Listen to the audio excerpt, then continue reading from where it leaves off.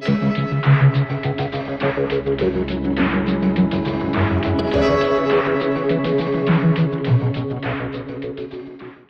we're going to be exploring not just how deceitful, incompetent, and lazy media is, but also how blatant they are when shoving their propaganda right up the unlubed assholes of their gullible readership.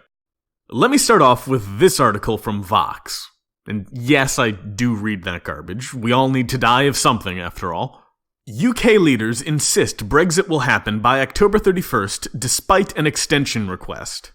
Anyone paying attention to the Brexit shit show is well aware how biased the title alone already is. But we're not here for bias, we're here for lies. If you scroll down to the What's Next for Brexit section, you can read, experts estimate this scenario would lead to a 9.3% shrinking of the UK economy in the next 15 years.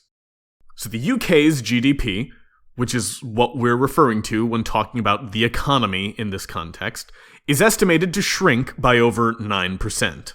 That's a lot, so I'd like to see their evidence for this claim. Luckily enough, they link me. But before we follow that link, I want you to keep those two numbers in mind. 15 years, 9.3%. Ready? Okay, let's go. Following the citation, we end up at another Vox article, this one featuring a rather unflattering image of the former Prime Minister making a face as if she's discreetly using a sex toy. But that's neither here nor there. In the third paragraph of this article, we find the relevant sourced data from the last article we looked at. However, there's a discrepancy. This article says, but a no-deal Brexit would make the economy whopping 9.3% lower in 15 years than if the UK and EU had never broken up. This is a comparison of forecasts. The projected Brexit GDP is 9.3% lower compared to the projected no-Brexit GDP.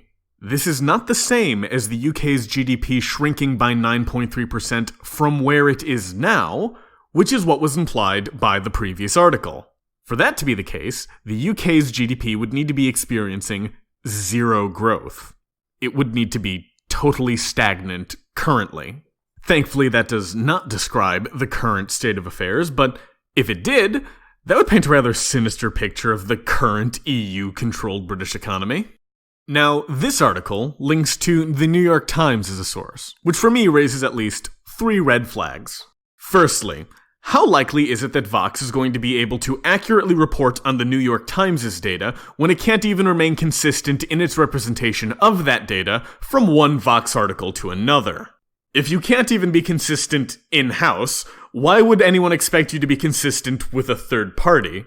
Second, why would you use a US news outlet as a source as opposed to a UK one?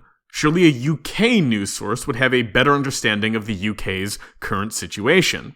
And thirdly, why would you go to any news outlet as a source when you could have gone to the publicly available original document? But whatever. Let's see what the New York Times has to say. Well, for starters, a nice bit of propaganda snuck in right from the outset. The UK already has borders, even from within the EU with other EU nations. Despite what some people may believe, many countries within the EU have guarded, heavily restricted borders to prevent the wandering of undocumented peoples, such as the borders between Austria and Italy, and more prominently between Croatia and Slovenia towards Greece. So there is no border building happening, nor is there going to be much of a change to the borders that are already in place. In fact, the more I look at it, the more that anti-border building banner seems ridiculous to me. Anyway, moving a bit lower, we find the following claim. In the government's worst-case scenario of leaving the bloc with no deal, Britain's economy would lose 9.3% of the gross domestic product it could have otherwise expected.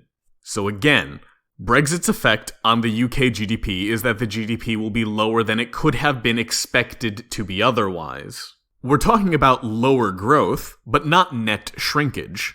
To take a look at the GDP, I'll use the Bank of England version, because it has a very nice graph that shows this worst-case scenario very clearly.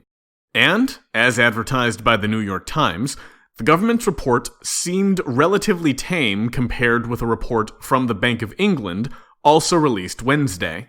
So if we want doom and gloom, and we do, we go to the Bank of England. In the BOE's worst-case scenario, The GDP of the UK will be down 10.5% by end of 2023 from what it could have otherwise been 2023.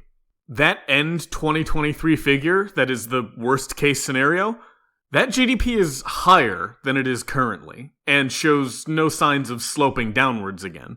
So while there will be a short-term dip, the UK's GDP will be back to levels where they are now and higher within the next 4 years. That Brexit will cause a 15-year shrinkage of the UK economy is patently absurd. Mainstream media has developed a menacing habit of skewing data, blindly copying from their peers without fact-checking, and misleading their audience in the pursuit of pushing their preferred narrative. I've seen so much of this in the recent past that I would recommend you take anything you read from mainstream media with a pinch, or 2, or 3, of salt. Check and challenge everything you hear. Because even people like me, who sift through this pail of mammoth shit in order to find the needle of truth, may get it wrong. A few moments later. In the process of scripting and Anti-Sleeper taking his sweet-ass time recording this video, an update has occurred. The article now correctly compares projected GDPs as opposed to indicating that there will be a shrinkage of the current UK GDP. While issuing a correction is admirable, no note of such a correction being made is evident anywhere on the page or anywhere that Anti-Sleeper and I could find. Acknowledging that you've made a mistake in reporting is good journalistic practice. Silently editing out your mistake after having already misled your readership during the time where your article was going to be most widely read is not. It's at times like this I find myself thankful for services like the Wayback Machine, because now when people lie, their lies can't just be swept away.